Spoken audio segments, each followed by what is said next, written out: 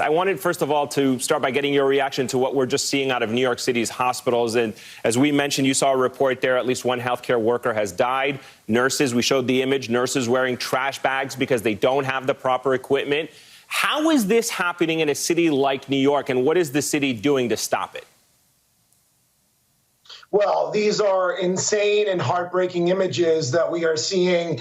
And what you're seeing in Elmhurst yesterday in Queens is sadly potentially going to be what you're going to see at more hospitals across New York City and across the country. And my hope is that these images are haunting in some ways for our policymakers and leaders in Washington. New York City needs their help now. We needed it yesterday. We needed it last week. We need more personal protective equipment. We need more ventilators, and we need it now. These doctors and nurses and healthcare professionals are our heroes on the front line, and it is insane that in the United States of America, the wealthiest country in the world, in New York City, the wealthiest city in this country, you are seeing images of nurses in garbage bags, and you see hospitals getting overrun. And we are nowhere near the apex. We don't know when the wave is going to crest. We need to halt transmission,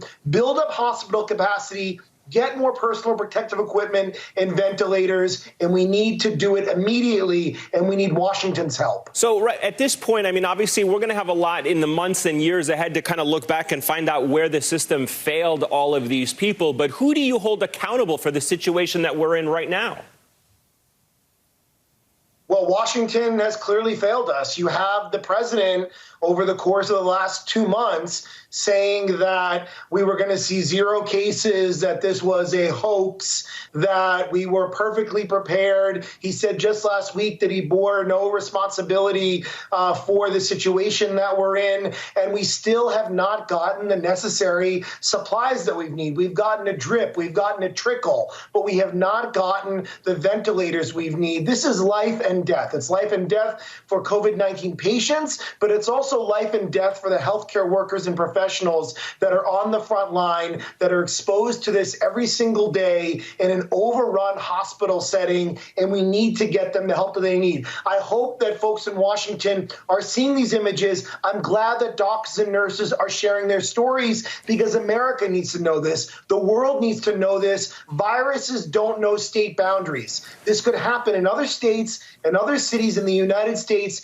and across the world. People need to be prepared, and Washington needs to see this and get us these supplies immediately. All right, so there's been at least a little bit of an attempt by Congress to get some aid out to the American people. Your state senator, Minority Leader Chuck Schumer, he's celebrating that $2 trillion stimulus package that was passed by the Senate overnight, expected to get signed ultimately by the president. He says benefits for New York include $40 billion in unemployment insurance, grants for hospitals like that one that we just saw, funding for the MTA. Is this bill something to celebrate? In your opinion, will it bring at least some relief to New York City? Because I got to be honest, the mayor called it immoral. The governor of New York saying it's a drop in the bucket. It is nowhere near enough for what New York needs.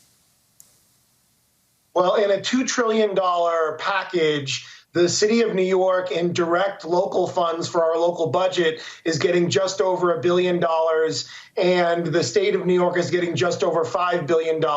Now, there is a lot of money for hospitals. There's a lot of money for small businesses. There's an increase in the amount of money for unemployment insurance. So those are all good things. But we have seen a gigantic hole blown in our city's budget. New York City is the 3rd largest economy in the United States of America. What happens here affects the national economy. We need more direct local and state aid. I do want to say that Senator Schumer and Senator Gillibrand inherited a very bad bill the Republicans put forward last weekend, and they improved it a lot. But we still need a lot more money for the city of New York and for the state of New York. And I know we have to run. I just want to end with this, Eamon. You know, this is a painful painful time, a difficult time, a hard time in New York City, but it's important to give people hope. New Yorkers got through September 11th. We got through Hurricane Sandy. We got through the fiscal crisis of the 1970s. We got through the Great Recession in 2009. We will get through this together. We have to continue to socially distance, to flatten that curve and build up hospital capacity. We have to stick together. We are one New York. New York, we need you right now. We need to stick together. We are one. We don't know when this is going to end, but we will only get through this together, and we have to be there for one another. New Yorkers are some of the greatest people in the world, and now is the time we all need to step up.